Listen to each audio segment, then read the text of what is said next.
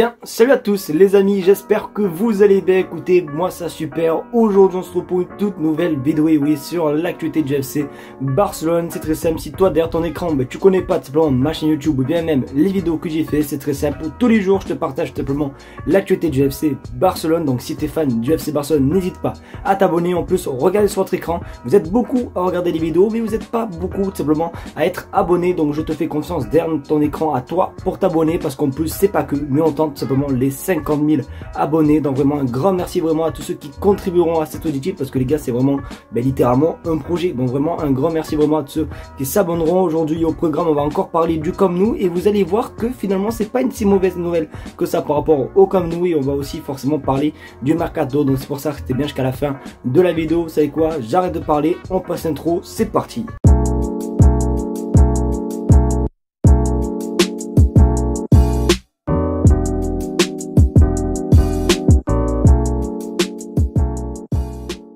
Pour ceux qui suivent quasiment toutes mes vidéos, vous êtes au courant que les 2 derniers jours j'ai fait que partager des images, des vidéos, tout simplement des travaux du Camp Nou. Et c'est vrai que pour moi le constat était le même entre la vidéo et les photos, parce que je vous ai montré la face je crois intérieure et ensuite l'extérieur du stade. Et pour moi le constat était pareil, c'était tout simplement que je voyais pas vraiment le Barça rejouer en fin d'année dans le stade. Sauf que je me suis totalement trompé. Regarde ton écran, les délais fixés pour les travaux du nouveau Camp Nou sont respectés, tout comme le budget.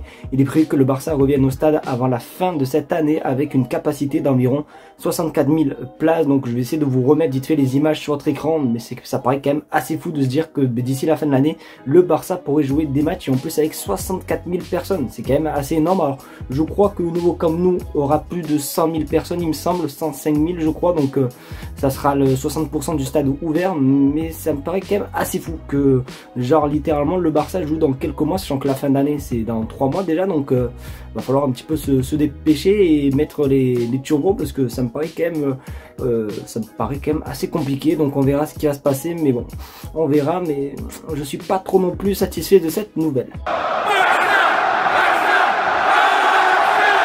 Pour ceux qui s'en souviennent pas, le Barça avait joué le Rayo Vallecano je crois lors de la 3e journée de la Liga, et malheureusement on a quand même gagné, donc c'est quand même une bonne nouvelle. Mais dans le jeu il y a eu tout simplement une mauvaise nouvelle, quand on a perdu tout simplement une pépite du FC Barcelone, tout simplement Marc Bernal. Et aujourd'hui on en sait vraiment plus par rapport tout simplement à son temps d'indisponibilité, si j'arrive à le dire. Et franchement ça fait mal au cœur, parce que regarde ton écran, Marc Bernal absent des terrains 12 mois. Le FC Barcelone annonce que Marc Bernal, 17 ans, a été opéré avec succès. Il ne retrouvera pas les terrains avant septembre 2025.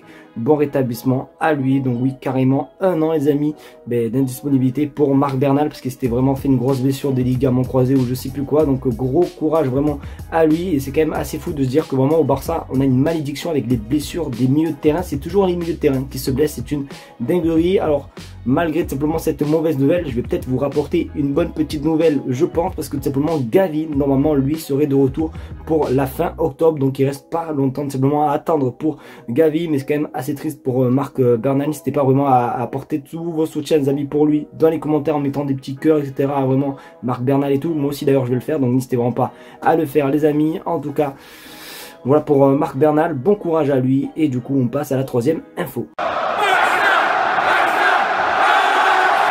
Hier, les petits potes, on avait parlé un petit peu des cas des joueurs vraiment qui avaient un gros salaire, qui n'ont toujours pas tout simplement donné de réponse par rapport à leur renouvellement et tout. On avait parlé de Ronald Araujo, mais là on va un petit peu parler de Frenkie de Jong surtout. Alors de base l'info ne parle pas tout simplement d'un renouvellement etc, mais ça parle simplement de sa blessure. Mais je pense honnêtement qu'on va aussi un petit peu le mener avec le renouvellement de contrat, parce que regarde ton écran, si Frenkie de Jong décide de se faire opérer, il ne reviendra qu'en 2025. Le club recommande cette démarche, parce que oui, pour ceux qui ne le savent pas, on n'a plus tout simplement de nouvelles de la part de Frenkie de Jong depuis sa blessure avant l'Euro. Et c'est vrai quand même que je trouve que c'est quand même un énorme problème, parce que on va pas se mentir que pour ceux qui ne savent pas, Frenkie de Jong fait partie, littéralement même c'est le plus gros salaire de FC Barcelone, il fait partie des plus gros salaires aussi de Liga. Et le fait qu'on n'ait pas de nouvelles etc, et même le retour en 2025, je pense qu'il va falloir un petit peu essayer de voir pour renouveler un contrat, et surtout essayer de voir avec Frenkie de Jong si il peut faire simplement petit, comment ça s'appelle, un petit truc pour baisser son salaire comme ils l'ont fait, je sais plus qui c'est qu'il avait fait il y a 2 ans je crois, où ils avaient fait un contrat avec un salaire vraiment plus petit afin d'aider le club. Et là c'est vrai que bon, Frenkie de Jong les gars, il prend le plus gros salaire de la Liga en étant tout simplement blessé. Donc je pense que le Barça va devoir un petit peu essayer de voir pour le prolonger et tout baisser son salaire, parce que les gars c'est quand même assez chaud. Donc n'hésitez pas à me dire ce que vous pensez vous les gars du cas de Frenkie de Jong, mais c'est vrai que bon, ça, on a encore le temps avant de le revoir sur le terrain. Il y a quelques temps, on avait parlé tout simplement d'Adrien Rabiot, parce que oui, forcément, il est encore actuellement agent libre, ce qui veut dire qu'il n'a pas du tout de club. Et il y a eu des infos comme quoi voilà, le Barça avait fait une offre, etc. etc. Et aujourd'hui, on connaît la vérité, on sait surtout si le Barça a fait une offre, oui ou non, pour Adrien Rabiot. Alors juste avant que je présente l'info, je pense honnêtement, c'est vrai qu'Adrien Rabiot aurait fait, je trouve, énormément du bien au FC Barcelone, sauf que malheureusement, la daronne qui est l'agent simplement d'Adrien Rabiot pense tout le temps à l'argent, et pour moi les gars c'est quand même impossible. On regarde ton écran, Adrien Rabiot a reçu des offres de la Première Ligue et de la Serie A, mais aucune du FC Barcelone. Ses exigences salariales sont trop élevées pour le club. Donc du coup c'est ce que je vous dis, vraiment Véronique, je crois qu'elle s'appelle sa maman, qui est l'agent de Rabiot, dans lequel elle a toujours été dans la sauce par rapport à l'argent, etc. etc.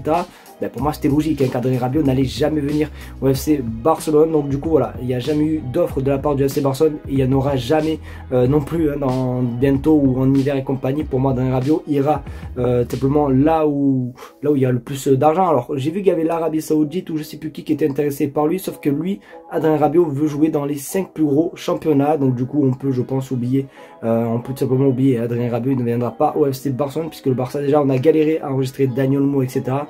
Donc bon, autant vous dire qu'Adrien Rabiot ne rejoindra pas le FC Barcelone. Dites-moi ce que vous en pensez, est-ce que vous êtes déçus, oui ou non les gars? Dites-le moi vraiment tout dans les commentaires, même si je pense, honnêtement, je le répète, je pense qu'Adrien Rabiot aurait fait énormément du bien au FC Barcelone, parce que c'est un bon joueur, en plus il est libre, etc. Mais c'est vrai que le salaire pose énormément de problèmes.